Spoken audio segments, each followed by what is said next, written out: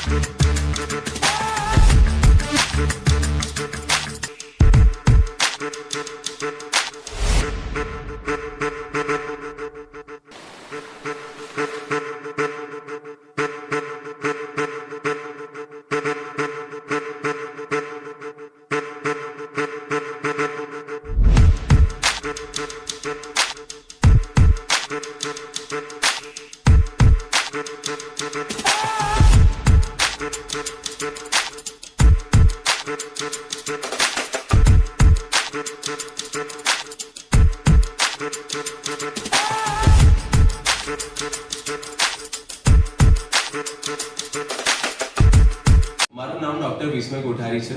હું MS orthopaedic અને spine specialist છું. દર મંગળવારે અમૃત મલ્ટી સ્પેશિયાલિટી હોસ્પિટલ જે સિટી સેન્ટરમાં 3જા માળ પર આવેલ છે, જેમાં દર મંગળવારે 4 થી 7 ઓપીડીના ટાઈમિંગ દરમિયાન કાર્યરત છું. સ્પાઇનને લગતી કોઈ પણ સમસ્યાઓ જેમાં આવે છે ગરદન, પીઠ અને કમરમાં થતી કોઈ પણ ઈજા, લાંબા સમયનો દુખાવો, પગમાં થતી ઝંઝનાટ, ચાલવામાં તકલીફ, સાયટિકાની તકલીફો, સ્લીપ ડિસ્ક, કોઈ બી ફ્રેક્ચર, કમરના રિલેટેડ ફ્રેક્ચર અને એમાં થતી ઈજાઓ, લાંબા સમયથી થતા દુખાવા, જેની સચોટ માર્ગદર્શન અને ગાઈડન્સ માટે આ હોસ્પિટલ અમૃત હોસ્પિટલમાં આવીને તમે માર્ગદર્શન અથવા કન્સલ્ટેશન મેળવી શકો છો. શું આપણી સાથે છે ખેરુનિશા દિવાન, જે મારા પેશન્ટ છે. એમને હતી કમરમાં ઉપરના ભાગમાં અને કમરના નીચેના ભાગમાં સખત દુખાવો હતો, જેના કારણે આપણી પાસે આવ્યા હતા. સો આપણે એમની જ ભાષામાં સમજીએ અને એમની પાસેથી ફીડબેક લઈએ કે એમને શું તકલીફ હતી, કેટલા સમયથી હતી ને હવે કેવું છે. સો શું તકલીફ હતી તમને પહેલા? મને 2024ના નવેમ્બર મહિનાથી તકલીફ હતી કે મારાથી બેસાતું ના હતું બરાબર, અને મારે કમરમાં એટલો દુખાવો હતો કે કોઈ પણ વસ્તુ મારે નીચેથી લેવી હોય તો મારે કોઈ પાસે હોય તેની પાસે જ મારે માંગવી પડે કે ભાઈ મને આ વસ્તુ આપ. મને ઘણી તકલીફ હતી. મેં ઘણા બધા ડૉક્ટર પાસે ગઈ, ઘણી બધી ટ્રીટમેન્ટ કરી, પણ મને કોઈ પણ જાતનો કંઈ પણ ફરક નથી પડ્યો. ત્યાર પછી મારે બહુ જ તકલીફ વધી ગઈ. પછી મને એક જણે કીધું કે ભાઈ આ ડૉક્ટર સારા છે. ત્યારે હું ગોત્રી હોસ્પિટલમાં વિસ્મયભાઈ કોઠારી પાસે ગઈ અને તેમણે મારા MRI કરાવ્યા, બાયોપ્સી કરાવ્યું, એક્સરે કરાવ્યા અને મારા બધા રિપોર્ટ ચેક કરીને મારી ટ્રીટમેન્ટ શરૂ કરી. પાછલા 9 મહિનાથી મારી ટ્રીટમેન્ટ વિસ્મય સર કરે છે અને મને ખૂબ જ સારું છે. મને ઘણી તકલીફ દૂર થઈ છે એમનાથી અને મેં રેગ્યુલર એમનો કોર્સ પૂરો કર્યો છે. ઓકે, હવે કોર્સ પૂરો કર્યા પછી હવે પહેલા કરતા જે આપણું ઇન્ફેક્શન પકડાઈ ગયું છે, પહેલા સમયમાં પકડાયું નહોતું અને હવે પકડાયા પછી બધી ટ્રીટમેન્ટ થઈ, 9 મહિનાની પ્રોપર ટ્રીટમેન્ટ, ડાયગ્નોસિસ અને દવાઓ પછી હવે કેવું છે? અત્યારે મને ઘણું સારું છે અને હું ખૂબ આભાર માનું છું કે સરે મારી ખૂબ સારી રીતે ફેમિલીની જેમ મારી ટ્રીટમેન્ટ કરી છે અને મને સ્વસ્થ થવામાં ખૂબ જ મદદ કરી છે એમણે. એટલે thank you so much sir. અને આવી જ રીતે દરેક પેશન્ટની તમે સમસ્યાઓ દૂર કરો એવી જ આશા રાખું છું અને શુભકામનાઓ પણ આપું છું. Thank you. સો બધા આપણા ફીડબેકને લઈને આપણે એવું સમજી શકીએ કે અગર કોઈ તકલીફ હોય અને એનું સચોટ માર્ગદર્શન મળે અને એની સાચી ટ્રીટમેન્ટ થાય તો બધી જ તકલીફોમાંથી બહાર આવવું શક્ય છે. ખેરુનિશા દિવાન જે આપણા પેશન્ટ છે, જેમને બહુ જ તકલીફ હતી, જ્યારે આપણી પાસે આવે ત્યારે કમરનો દુખાવો અને ઇન્ફેક્શનને સાથે એ ચાલી બી નતા શકતા, પોતાનું ડેલી વર્ક પણ નતા કરી શકતા. પણ હવે after the treatment, long term treatment થઈ, પણ એના પછી હવે she is very much fine, બધું જ પોતાનું કામ કરી શકે છે અને હમણાં એક્ટિવ છે અને હવે પોતાની રૂટીન લાઈફ જીવી રહ્યા છે. જ્યારે મારી દવા શરૂ કરવાની હતી ત્યાર સમયે મને પેરાલિસિસ થવાની પૂરેપૂરી શક્યતા હતી, પણ વિસ્મય સરે મારી એ રીતે ટ્રીટમેન્ટ કરી છે કે મારું કોઈ પણ પ્રકારનું ઓપરેશન બી નથી કર્યું અને ફક્ત દવાઓથી મને સારી કરી છે. એટલે દવાઓથી જ મેં સારી થઈ છું અને પેરાલિસિસની સમસ્યા જે મને થવાની હતી તે પણ દૂર થઈ છે. એટલે સ્પાઇનને લીધે થતી તકલીફોમાં આપણે ડરી જઈએ છીએ કે સ્પાઇનનું ઓપરેશન થશે, ઓપરેશન થયા પછી મને પેરાલિસિસ થઈ જશે અથવા તો હું ચાલી નહીં શકું, પણ એવી કોઈ જરૂર પડતી નથી. 100માંથી 98 થી 99% લોકોને કોઈ ઓપરેશનની જરૂર હોતી નથી. તમે સાચી રીતે એને ગાઈડન્સ પેશન્ટને આપો અને પ્રોપર દવાઓ કરો તો આ ઓપરેશનની જરૂર પડતી નથી.